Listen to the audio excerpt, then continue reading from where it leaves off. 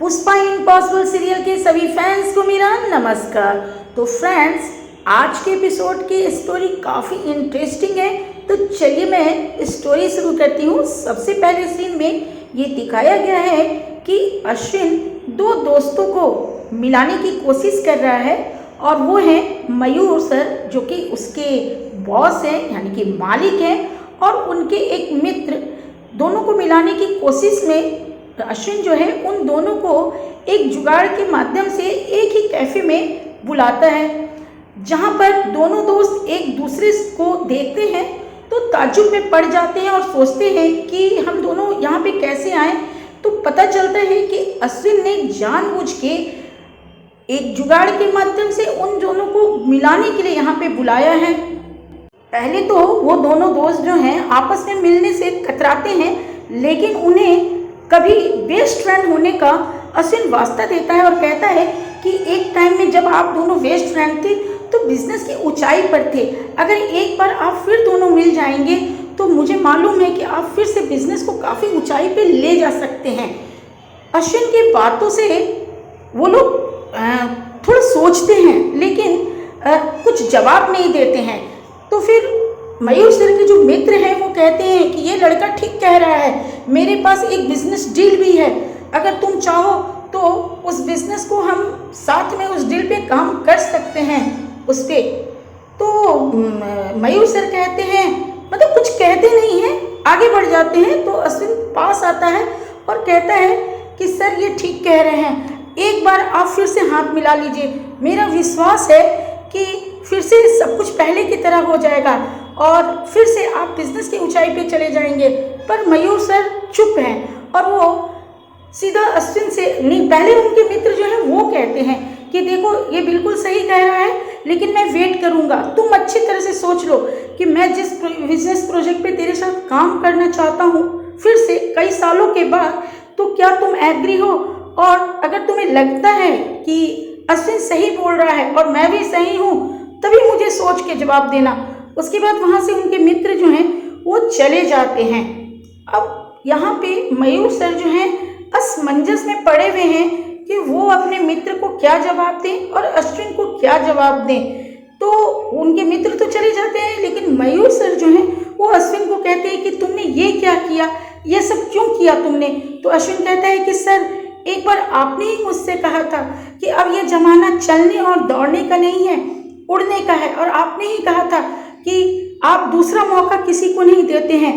सो मैंने उन आपके ही बातों को आत्मसात करने की कोशिश की है और ये सब कुछ किया है। सर एक बार आप मेरी बात को समझ के देखिएगा। लेकिन इस वक्त मयूर सर कोई भी जवाब नहीं देते हैं। फ्रेंड्स, अब आगे का सीन कोर्ट का है, जहाँ की नयनतारा जी केस लड़ रही हैं। सबसे पहले उन्हें बोलने का मौका दिया गया है और वो केस के बारे में कहती हैं कि एक बच्चा है 19 साल का, जिसके कि दो दावेदार हैं। एक है पालक जिसने कि 19 साल तक उसे पाला है, और दूसरी है जन्म देने वाली उसकी माँ। तो केस को वो पूरा समझाती हैं पहले कोर्ट में, और उसके बाद वो जज साहब से कहती हैं कि ये तो केस है कि एक मंदिर पे बच्चा मिला और वो उठा के ले गए, लेकिन मैं महेंद्र ठक्कर जी को यहाँ कटघरे में बुलाना चाहती हूँ और सारे सवाल आपके सामने उनसे करना चाहती हूँ। तो जज साहब कहते हैं तो ठीक है, आप उन्हें बुला सकती हैं। उसके बाद महेंद्र ठक्कर को कटघरे में बुलाने से पहले वो डीएनए रिपोर्ट भी जज साहब को दिखाती हैं कि डीएनए रिपोर्ट में ये बच्चा जो है आयुषी जी का है और बायोलॉजिकल आयुषी जी ही उसकी माँ है। जज साहब डीएनए रिपोर्ट देखते हैं और कुछ लिखते हैं। उसके बाद वो कहते हैं कि महेंद्र ठक्कर जी को कटघरे में बुलाया जाए, और फिर महेंद्र जो है महेंद्र ठक्कर वो कटघरे में आते हैं। और अब नयनतारा जी कुछ सवाल है जो महेंद्र जी से करती हैं, और इसके पहले जज साहब देवी सिंह जी को भी कहते हैं कि अगर आपको कुछ पूछना है तो आप पूछ सकती हैं, लेकिन देवी सिंह जी कहती हैं कि नहीं, मुझे इस वक्त कुछ भी नहीं पूछना है योर ऑनर। उसके बाद महेंद्र कटघरे में आते हैं और नयनतारा जी जज जी से परमिशन लेती हैं कुछ सवालों के लिए। और उसके बाद उनके प्रश्न के जो वाहन हैं वो महेंद्र ठक्कर पे चलने शुरू हो जाते हैं। तो यहाँ पे जो सवाल वो महेंद्र से पूछ रही हैं वो सवाल कुछ ऐसे हैं जो जायज़ हैं। तो महेंद्र जैसे ही आते हैं वो पहला सवाल पूछती हैं कि पहले तो ये दिखाया जा रहा है कि महेंद्र कटघरे में जाना नहीं चाह रहे हैं क्योंकि वो काफ़ी नर्वस हैं, चूँकि पहले देवी सिंह जी ने उन्हें समझा दिया है कि जो सच है आप वही बोलिएगा, उससे अलग आपको बोलने की कोई ज़रूरत नहीं है। तो महेंद्र कटघरे में आ चुके हैं और नयनतारा जी जो हैं वो सवाल करती हैं कि सबसे पहले मुझे बताइए कि ये बच्चा आपको कहाँ मिला था। तो वो बोलते हैं कि मुझे मंदिर की, गणपति बाबा के मंदिर की सीढ़ियों पर मिला था। तो आप उसे घर क्यों ले आए? तो इस पर महेंद्र से वो बहुत ट्विस्ट करके क्वेश्चन पूछती हैं। तो महेंद्र जो है वो सारा बताते हैं कि मुझे मंदिर की सीढ़ियों पर मिला था, तो मैंने आसपास देखा था कि कोई है कि नहीं, लेकिन मुझे कोई नहीं मिला था।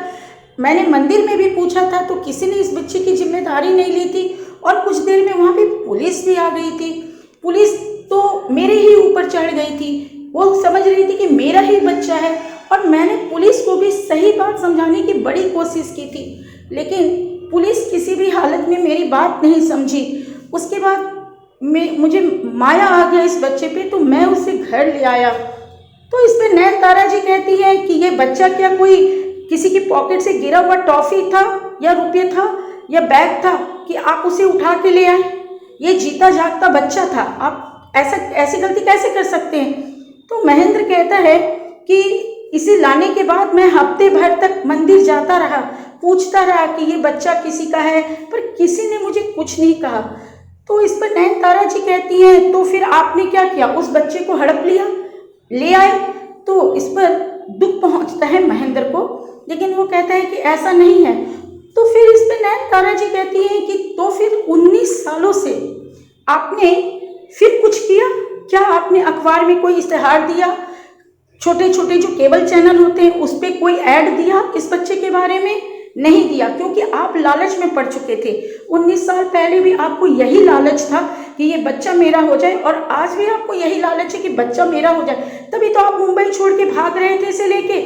तो महेंद्र कहता है कि ऐसी कोई बात नहीं है मैडम, मैंने बहुत कोशिश की थी। तो बोला कि इस पर नयनतारा जी कहती हैं कि लेकिन 19 सालों में तो देखा गया है कि आपने कुछ भी नहीं किया, आपने कोई कार्रवाई नहीं की। क्या आपने पुलिस में इसकी कोई रिपोर्ट की थी कि आपको कोई बच्चा मिला है? नहीं, आपने किसी भी थाने में कोई रिपोर्ट नहीं किया। तो ये सारी बातें कहीं ना कहीं साबित करती है कि आप खुद नहीं चाहते थे, आप अकेले थे, आपको खुद लग रहा था कि ये बच्चा आपका सहारा बन सकता है और यही काम आपने किया पिछले 19 सालों में। इस बच्चे से संबंधित किसी भी प्रकार की कोई सूचना आपने कहीं नहीं दी, बस बच्चे को अपने पास रख लिया इलीगल तरीके से, भूल गए कि कानून भी कोई चीज़ होती है।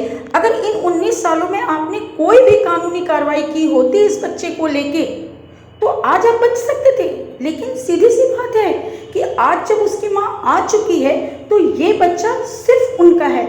और उसके बाद सारे सवालों के बाद नयनतारा मैडम जो हैं वो जज साहब से कहती हैं कि इन्होंने जो भी किया आज तक 19 सालों में ये सारे गैर कानूनी तरीके थे, इनका एकमात्र उद्देश्य था उस बच्चे को पालना पोसना और अपना सहारा बनाना। तो ऐसे में पुष्पा को बड़ी टेंशन होती है और वो जो जूनियर वकील सामने बैठे हैं उनको कहती है कि ये मैडम ऐसे ऐसे क्वेश्चन क्यों कर रही है जबकि ये सारी बातें सही नहीं हैं। तो वो जूनियर वकील जो हैं वो पुष्पा को कहते हैं कि नहीं, इनके सारे सवाल सही हैं, क्योंकि इतने दिनों में महेंद्र जी ने कोई कानूनन कार्रवाई सही मायने में नहीं की है। उसके बाद नयनतारा जी जो हैं वो जज साहब से कहती हैं कि सर ये केस जो है पूरी तरह से क्लियर है और कहीं ना कहीं जो इस बच्चे की माँ आज दावेदार हैं, बायोलॉजिकल उनकी मदर हैं गोलू की, उन्हें ये बच्चा मिलना चाहिए। और महेंद्र जी ने जो 19 सालों तक कानून को तोड़ा है एक बच्चे को अपने साथ रख के, इसके लिए उन्हें भी आप जो सही समझें आप कार्रवाई कर सकते हैं। तो फ्रेंड्स, यहाँ पे नयनतारा जी की बातें कितनी सही हैं कितनी गलत हैं, क्योंकि अभी गोलू के साइड से, महेंद्र जी के साइड से आगे केस में देवी सिंह जी भी लड़ेंगी।